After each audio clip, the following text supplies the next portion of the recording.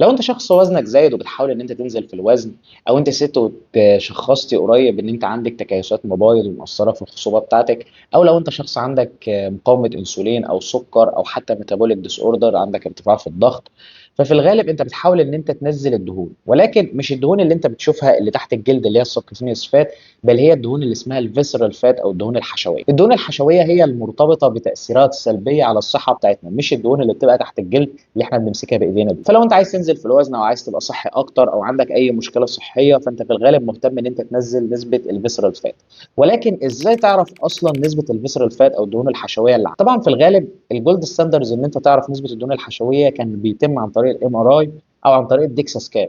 ولكن التقنيات دي يا اما غاليه جدا يا اما مش متوفره او متاحه للناس ان هي تستخدمها. ولكن في طريقه في البيت سهله وبسيطه، مش هتكلفك ولا جنيه، تقدر تعرف بيها نسبة الدهون الحشوية اللي عندك. كل اللي هتحتاجه عشان تعرف نسبة الدهون الحشوية اللي عندك هو قياس او ميجرنج تيب، وهتبقى محتاج ان انت تعرف 4 معلومات. اول حاجة الطول بتاعك، الوزن، وهتبقى عايز تعرف حاجة اسمها الويست سيركمفرنس او محيط الوسط، وهتبقى عايز تعرف حاجة اسمها الساي سيركمفرنس او محيط الفم.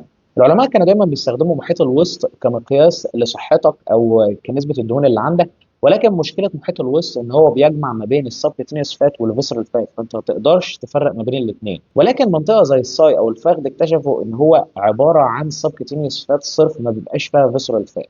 فانت لو دخلت ال4 معلومات دي في فورمولا او في صيغه رياضيه، فهي بتقدر تطلع لك بنسبه عاليه او بدقه عاليه نسبه الفيسرال فات اللي عندك. وفي دراسات لقت ان الطريقه دي النتائج بتاعتها كانت قريبه من النتائج اللي بتطلع من الديكسا سكان، اللي هو يعتبر اختبار غالي. بعد ما هتاخد القياسات بتاعتك اللي هو محيط الوسط ومحيط الفخذ بتاعتك، فهتدخلها في الصيغه الرياضيه دي. وطبعا انا عارف ان انتم ما بتحبوش الرياضه، ففي موقع الكتروني بيوفر لك الصيغه دي ببلاش. كل اللي عليك ان انت هتدخل الجندر بتاعك، انت راجل ولا ست، هتدخل الطول والوزن، وهتدخل محيط الوسط اللي انت قسته، وهتدخل برضه محيط الفخذ اللي انت قسته. بعدها هو هيطلع لك النتيجه بتاعتك وهيطلع لك السكور. لو انت عديت السكور ده، فانت في الغالب نسبه الدهون الحشويه اللي عندك عاليه، ومحتاج ان انت تاخد قرارات سريعه عشان تنزلها، سواء باتباع دايت افضل او بلايف ستايل افضل، ان انت تزود الحركه تزود التمرين، او بعض المكملات او الخيارات الدوائيه المتاحه اللي بتستهدف الدهون الحشويه. ولو لقيت ان في ناس مهتمه ان هي ازاي تنزل الدهون الحشويه، فهنزل لكم فيديو بالتفصيل عن ازاي نقلل الدهون الحشويه، وهنزل لكم البروتوكول الكامل بتاعي في تقليل الدهون الحشويه، اللي هو بيعتمد على الاكل والتمرين والمكملات والادويه اللي هنستخدمها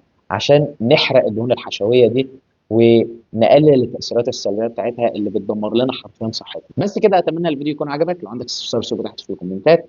لو حابب تحجز استشاره او متابعه الكترونيه، انا مهتم ان انا اخليك احسن نسخه من نفسك، فهتلاقي الباقات كلها او الخدمات موجوده على الويب سايت بتاعي. وبس كده، واشوفكم في الفيديوهات الجايه.